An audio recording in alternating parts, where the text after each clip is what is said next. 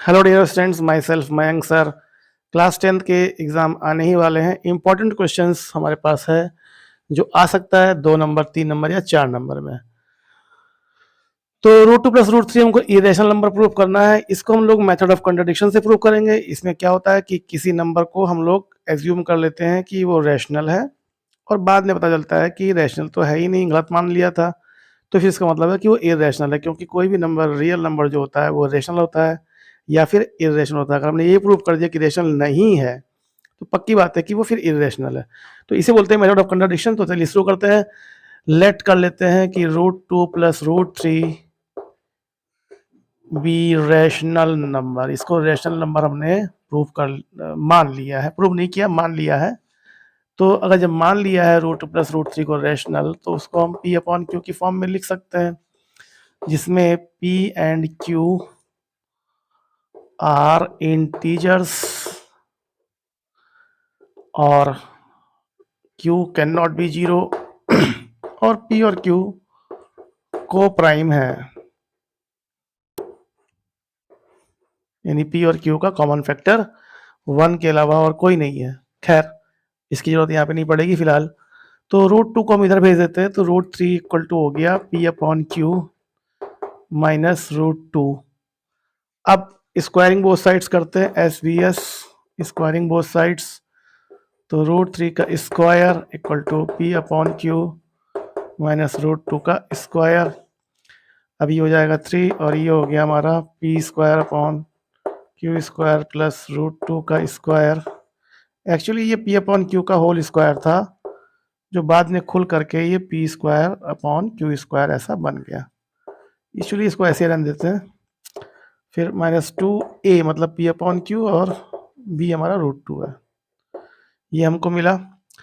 अब इस मैटर को हम इधर ले आएंगे, इस टर्म को, और इस टर्म को उधर भेज देंगे। तो हमको मिलेगा 2p√2 upon Q equal to P square upon Q square plus √2 का स्क्वायर 2 हो जाएगा और 3 उधर आके -3 हो जाएगा।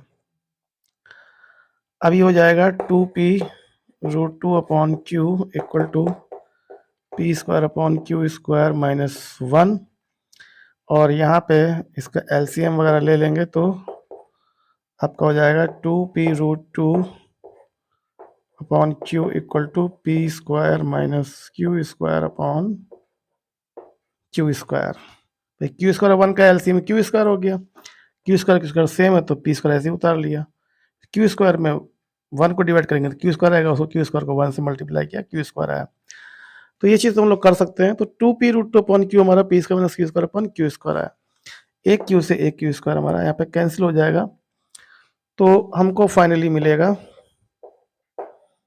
2p√2 equal to P square minus Q square upon Q मिला हम लोगों को।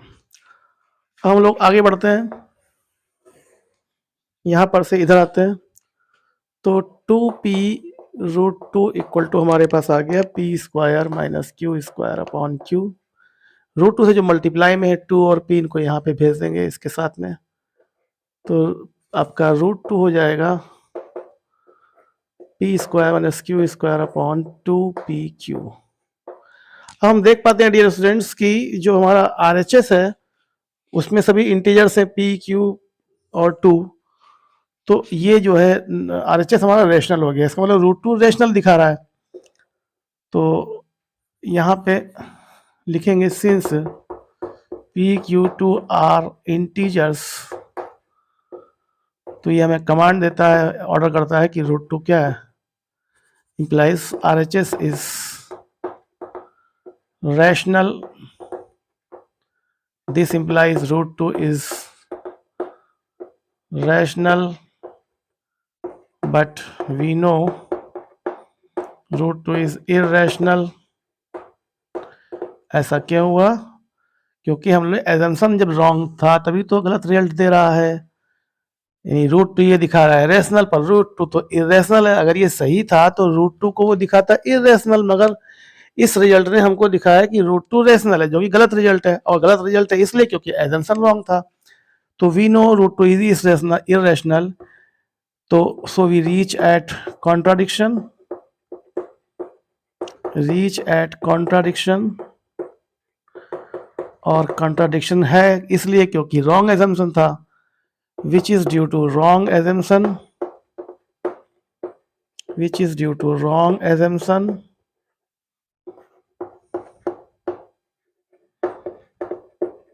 जिसका मतलब है कि √2 प्लस √3 जो हमने रेशनल मान बैठे थे वो रेशनल नहीं है, वो इरेशनल है, मतलब वो रेशनल नहीं है। पहले तो ये लिखेंगे √2 प्लस √3 इज नॉट रेशनल।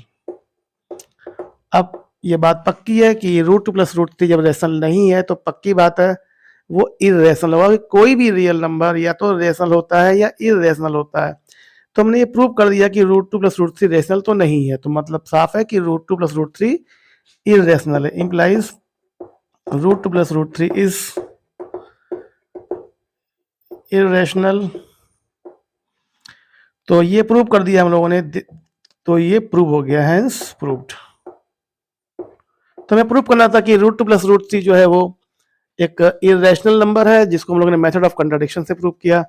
तो डियर स्टूडेंट्स, ये वीडियो आपको अच्छा लगा हो, सॉल्यूशन समझ में आया हो, एक्सप्लेन अच्छा हुआ हो, लगे आपको, तो वीडियो को शेयर करिए, लाइक करिए और चैनल को सब्सक्राइब करिए। And all the best for the examination. Thank you dear students.